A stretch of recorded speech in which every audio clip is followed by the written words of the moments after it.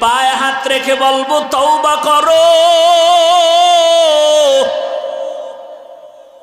যদি বলো হাফিজ ভাই নিচে নাইমা পাও ধরলে তুমি আর বেঈমানের লাইনে দাড়ি কাটবা না, নামাজ ছাড়বা না, চুল কাটবা না, বলো আমি নিচে নেমে আইসা তোমার পায়ে হাত রাখি, এরপরও চাই তুমি আমার নবীরে কষ্ট দিবা না। আমার নবীর রেখে যাওয়া সুন্নতের আদর্শ কোন হিন্দুরা পালন করবে? আমার নবীর রেখে যাওয়া সুন্নতের আদর্শ কোন ইহুদিরা মানবে? খ্রিস্টানেরা মানবে? একটু জবাব দাও বাবারা, কারা মানবে?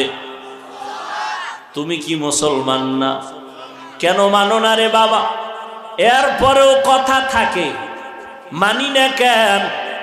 অনেকে ভাবো বইয়া বইয়া নবীর